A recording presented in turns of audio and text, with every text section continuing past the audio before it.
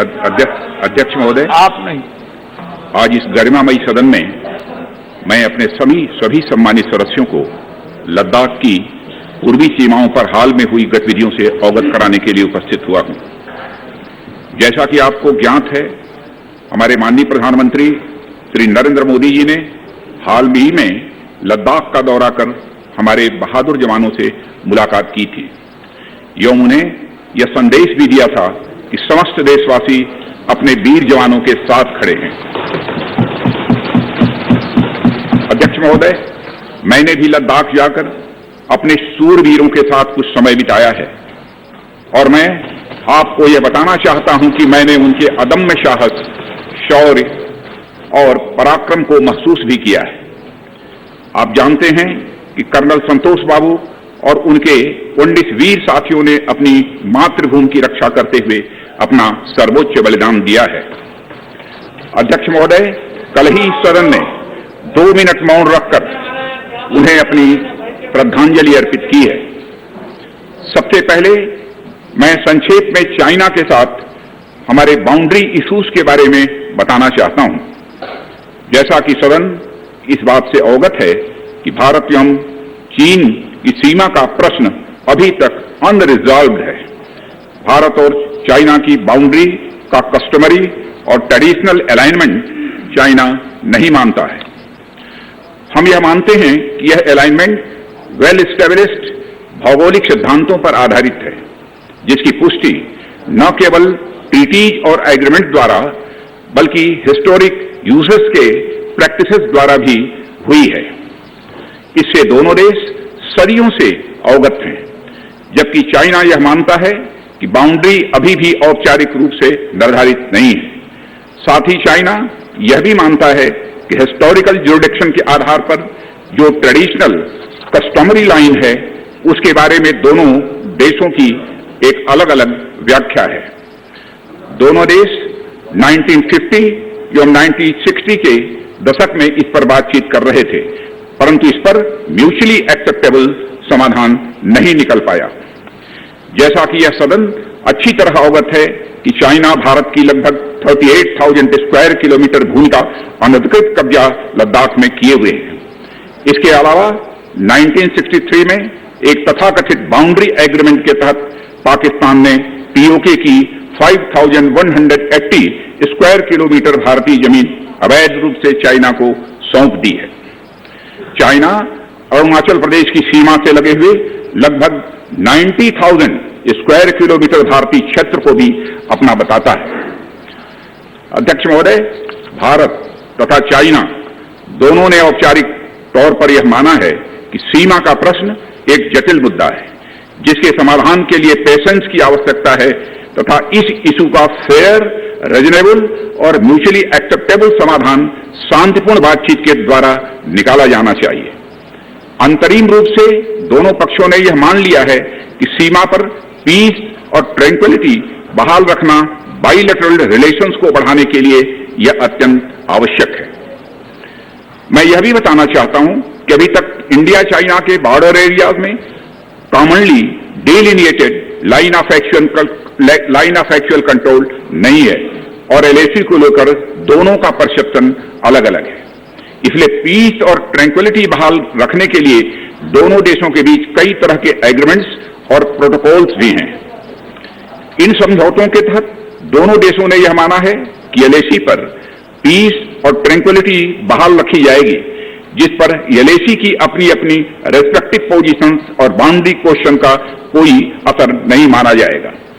इस आधार पर वर्ष 1988 के बाद से दोनों देशों के बाइलेटरल रिलेशंस में काफी विकास हुआ था।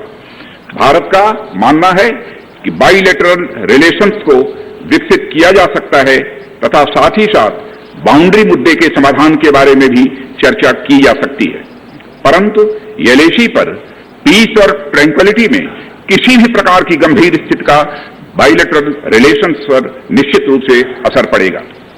अध्यक्ष महोदय, वर्ष 1993 और 1996 के समझौते में इस बात का जिक्र है कि एलएसी के पास दोनों देश अपनी सेनाओं की संख्या कम से कम रखेंगे। समझौते में यह भी है कि जब तक बाउंड्री इश्यूज का पूर्ण समाधान नहीं होता है तब तक एलएसी को स्ट्रिक्टली रेस्पेक्ट और एडहेर किया जाएगा और उसका उल्लंघन किसी भी सूरत में नहीं किया जाएगा। इन समझौतों में भारत व चाइना एलएसी के क्लैरिफिकेशन द्वारा एक कॉमन अंडरस्टैंडिंग पर पहुंचने के लिए भी कमिटेड हुए थे। इसके आधार पर 1990 से 2003 तक दोनों देशों द्वारा एलएसी पर एक कॉमन अंडरस्टैंडिंग बनाने की कोशिश की गई, लेकिन इसके बाद चाइना ने इस कार्रवाई को आगे बढ़ाने पर सहमति नहीं जताई है। इसके कारण कई जगहों पर चाइना तथा भारत के बीच एलएसी परसेप्शंस में ओवरलैप है। इन क्षेत्रों में तथा बॉर्डर के कुछ अन्य इलाकों में दूसरे समझौतों के आधार पर दोनों की सेनाएं फेस ऑफ आज की स्थिति का समाधान निकालती हैं, जिससे कि शांति कायम हो। इससे पहले कि मैं सदन को वर्तमान स्थिति के बारे में बताऊं, अध्यक्ष महोदय, मैं यह बताना चाहता हूं कि सरकार की विभिन्न इंटेलिजेंस एजेंसीज के बीच कोऑर्डिनेशन का एक इलेबोरेट और टाइम टेस्टेड मैकेनिज्म है, जिसमें सेंट्रल आर्म्ड पुलिस फोर्सेस और तीनों हमारी आर्म्ड फोर्सेस की इंटेलिजेंस एजेंसीज भी शामिल हैं। टेक्निकल और ह्यूमन इंटेलिजेंस को लगातार कोऑर्डिनेटेड तरीके से इकट्ठा किया जाता है तथा आर्म फोर्सेस से उनके डिसीजन मेकिंग के लिए भी शेयर किया जाता है।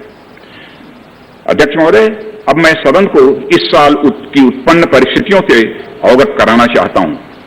अप्रैल माह से ईस्टर्न लद्दाख की सीमा पर चाइना की सेनाओं की संख्या तथा उनके आर्मामेंट्स में काफी वृद्धि देखी गई है। मई महीने के प्रारंभ में चाइना ने गलवान घाटी क्षेत्र में हमारी ट्रूप्स के नॉर्मल ट्रेडिशनल पेट्रोलिंग पैटर्न में व्यवधान शुरू किया, जिसके कारण फेस ऑफ की स्थिति उत्पन्न हुई।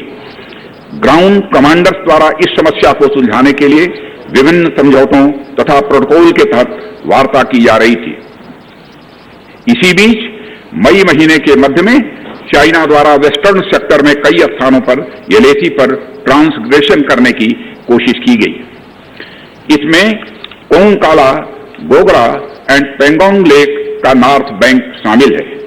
इन कोशिशों को हमारी सेनाओं ने समय पर देख लिया तथा उसके लिए आवश्यक जवाबी कार्रवाई भी की है। अध्यक्ष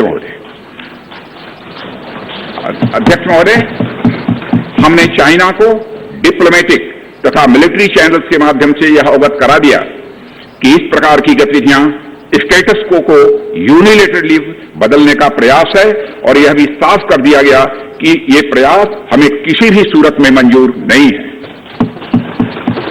अध्यक्ष महोदय, एलएसी के ऊपर फ्रिक्शन बढ़ता हुआ देखकर दोनों तरफ के सैन्य कमांडरों ने 6 जून 2020 को मीटिंग की तथा इस बात पर सहमत बनी कि रेसिप्रोकल एक्शंस के द्वारा डिसएंगेजमेंट किया जाए।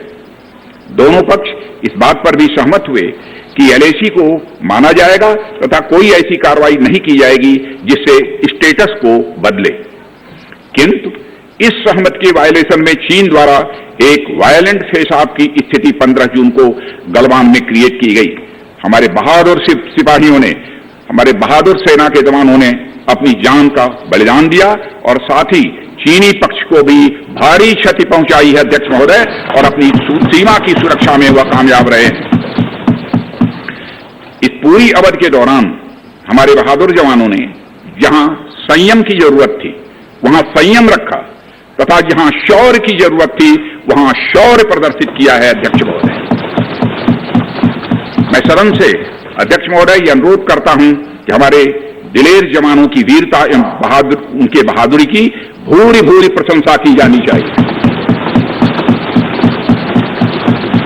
हमारे बहादुर जवान अत्यंत मुश्किल परिस्थितियों में अपने अथक प्रयास से समस्त देशवासियों को सुरक्षित रख रहे हैं। एक ओर किसी को भी हमारे सीमा की सुरक्षा के प्रति हमारे डिटर्मिनेशन के बारे में संदेह नहीं होना चाहिए। वहीं भारत यह भी मानता है कि पड़ोसियों के साथ शांतिपूर्ण संबंधों के लिए आपसी सम्मान और आपसी सेंसिटिविटी भी आवश्यक है।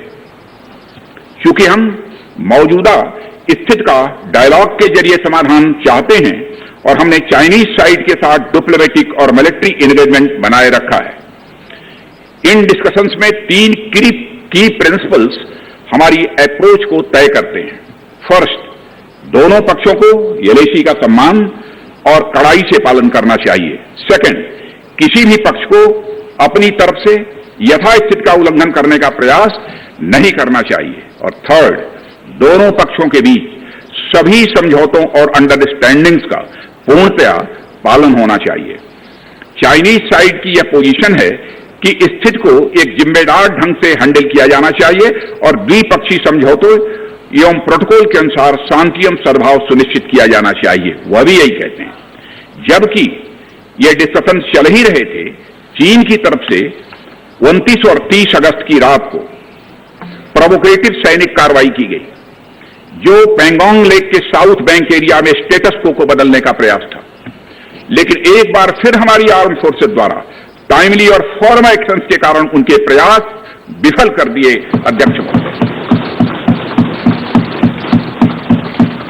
अध्यक्ष महोदय, जैसा कि उपर्युक्त घटनाक्रम से यह स्पष्ट है, चीन की कार्रवाई से हमारे विभिन्न द्विपक्षीय समझौतों के प्रति उसका डिसरिगार्ड पूरी तरह से दिखता है। चीन द्वारा ट्रूप्स की भारी मात्रा में तैनाती किया जाना 1993 और 1996 के समझौतों का यह उल्लंघन है। एलएसी का सम्मान करना और उसका कड़ाई से पालन किया जाना सीमा क्षेत्रों में शांति और सद्भाव का आधार है और इसे 1993 एवं 1996 के समझौते में स्पष्ट रूप से यह स्वीकार भी किया गया है। जबकि हमारी आर्म फोर्सेस इसका पूरी तरह से पालन करती हैं। चाइनीज साइड की ओर से ऐसा नहीं हुआ है। उनकी कार्रवाई के कारण एलएसी के आसपास समय समय पर फेस ऑफ्स और फ्रिक्शंस भी पैदा हुए हैं। जैसा कि मैंने पहले भी उल्लेख किया, इन समझौतों में फेस ऑफ की स्थिति से निपटने के लिए विस्तृत प्रोसीजर्स और नॉर्म्स भी निर्धारित हैं। तथापि इस वर्ष हाल की घटनाओं में चाइनीज फोर्सेस का वायलेंट कंडक्ट सभी म्यूचुअली एग्रीड नॉर्म्स का पूरी तरह से उल्लंघन है। अभी की स्थिति के अनुसार चाइनीज साइड ने एलएसी और अंदरूनी क्षेत्रों में बड़ी संख्या में सैनिक टुकड़ियां और गोला बारूद मोबिलाइज किया हुआ है। पूर्वी लद्दाख और गोगरा और कोंकला और पेंगोंग लेक का नॉर्थ और साउथ बैंक पर कई फ्रिक्शन एरियाज हैं। चीन की कार्रवाई के जवाब में हमारी आर्म फोर्सेज ने भी इन क्षेत्रों में उपयुक्त काउंटर डिप्लॉयमेंट्स किए हैं। अध्यक्ष महोदय, ताकि भारत के सिक्योरिटी इंटरेस्ट को पूरी तरह से सुरक्षित रखा जा सके। अध्यक्ष महोदय, मैं सदन को आश्वस्त रहना चाहिए कि हमारी आर्म फोर्सेज इस चुनौती का सफलतापूर्वक सामना करेंगी और हमारी आर्म फोर्सेज साथ ही साथ जिस प्रकार की उनके द्वारा आज भी कार्रवाई की जा रही है, जिस प्रकार से सीमा की रक्षा की जा रही है, हम सबको हमारी आर्म फोर्सेज के ऊपर गौरव है। अध्यक्ष महोदय, गौरव की अनुभूति होती है। अभी जो स्थिति बनी हुई है उसमें सेंसिटिव ऑपरेशनल इश्यूज शामिल हैं। इसलिए मैं इस बारे में ज्यादा ब्यौरा का खुलासा यदि करना चाहूं तब भी नहीं कर सकता हूं। अध्यक्ष महोदय, यह हमारी एक सीमा है और मैं आश्वस्त हूं यह सदन हमारी इस सेंसिटिविटी को भी समझेगा। और अध्यक्ष महोदय, मैं कोविड-19 के चैलेंजिंग समय में हमारी आर्म्ड फोर्सेस और आईटीबीपी के तेजी से डिप्लॉयमेंट हुई हैं और उनके प्रयासों को एप्रिशिएट किए जाने की जरूरत है। और यह इसलिए भी संभव हुआ है क्योंकि सरकार ने पिछले कुछ वर्षों में बॉर्डर इंफ्रास्ट्रक्चर के विकास को काफी अहमियत दी है। सदन को जानकारी है कि पिछले कई दशकों में चीन ने बड़े पैमाने पर इंफ्रास्ट्रक्चर एक्टिविटी शुरू की है, जिनसे बॉर्डर एरिया में उनकी डिप्लॉयमेंट क्षमता भी बढ़ी है। इसके जवाब में हमारी सरकार ने भी बॉर्डर इंफ्रास्ट्रक्चर के विकास के लिए अपना काफी बजट बढ़ाया है, जो पहले से दोगुना से भी अधिक है। इसके फलस्वरूप बॉर्डर एरियाज में काफी रोड्स और ब्रिजेज भी बने हैं। इससे न केवल लोकल पॉपुलेशन को जरूरी कनेक्टिविटी मिली है, बल्कि हमारी आर्म्ड फोर्सेस को बेहतर लॉजिस्टिकल सपोर्ट भी मिला है। ओके। अध्यक्ष महोदय, इसके कारण वे बॉर्डर एरिया में अधिक अलर्ट रह सकते हैं। 1 मिनट, सेक्रेटरी जनरल ट्रांसलेशन शुरू कर दें। आ रहा है? आ रहा है, एक बार चेक कर लो, ठीक, एक बार चेक कर लें दोबारा। ठीक, ओके। अध्यक्ष महोदय, इसके कारण वे बॉर्डर एरियाज में अधिक अलर्ट रह सकते हैं और जरूरत पड़ने पर बेहतर जवाबी कार्रवाई भी कर सकते हैं। आने वाले समय में भी सरकार इस उद्देश्य के प्रति पूरी तरह से कमिटेड रहेगी, यह मैं सदन को आश्वस्त करना चाहता हूं। आदरणीय अध्यक्ष महोदय, मैं इस बात पर बल देना चाहूंगा कि भारत हमारे बॉर्डर एरियाज में मौजूदा मुद्दों का हल शांतिपूर्ण बातचीत और कंसल्टेशन के जरिए किए जाने के प्रति कमिटेड है। इस उद्देश्य को पाने के लिए मैं अपने चाइनीज काउंटर पार्ट से 4 सितंबर को मॉस्को में मिला और उनसे हमारी इन डेप्थ डिस्कशन भी हुई। मैंने स्पष्ट तरीके से हमारी चिंताओं को चीनी पक्ष के सामने रखा, जो उनकी बड़ी संख्या में ट्रूप्स की तैनाती और उनका एग्रेसिव बिहेवियर और यूनिलैटरल स्टेटस को बदलने की कोशिश से रिलेटेड था। मैंने यह भी स्पष्ट किया कि हम इस मुद्दे को शांतिपूर्ण ढंग से हल करना चाहते हैं और हम चाहते हैं कि चीनी पक्ष हमारे साथ मिलकर काम करे। वहीं हमने, अध्यक्ष महोदय, यह भी स्पष्ट कर दिया कि हम भारत की सॉवरेनिटी और टेरिटोरियल इंटीग्रिटी की रक्षा के लिए पूरी तरह से डिटरमिन्ड हैं। इसके बाद मेरे कोलीग विदेश मंत्री श्री जयशंकर जी भी 10 सितंबर को मॉस्को में चाइनीज विदेश मंत्री से मिले। दोनों एक एग्रीमेंट पर पहुंचे कि यदि चाइनीज साइड द्वारा सिंसियरली और फेथफुली एग्रीमेंट को इंप्लीमेंट किया जाता है तो कंप्लीट डिसएंगेजमेंट प्राप्त किया जा सकता है और बॉर्डर एरियाज में शांति स्थापित हो सकती है।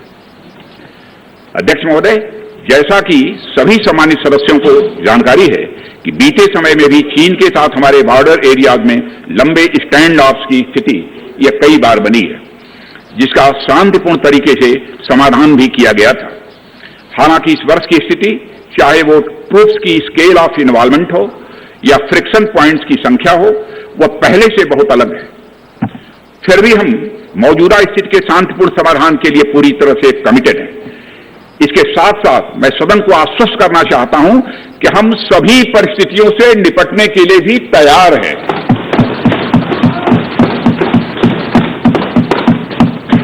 अध्यक्ष महोदय, इस सदन की एक गौरवशाली परंपरा रही है। दोहराना चाहता हूं अध्यक्ष महोदय कि सदन की गौरवशाली परंपरा रही है कि जब भी देश के समक्ष कोई बड़ी चुनौती आई है तो इस सदन ने भारतीय सेनाओं की दृढ़ता और संकल्प के प्रति पूरी अपनी एकता और भरोसा दिखाया है।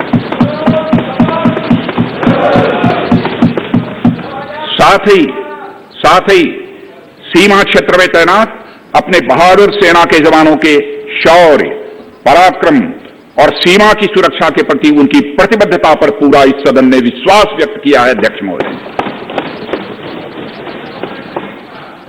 और अध्यक्ष महोदय, मैं आपको यह विश्वास दिलाना चाहता हूं कि हमारे आर्म फोर्सेस के जवानों का जोश एवं हौसला बुलंद है, इस पर किसी को संदेह नहीं होना चाहिए।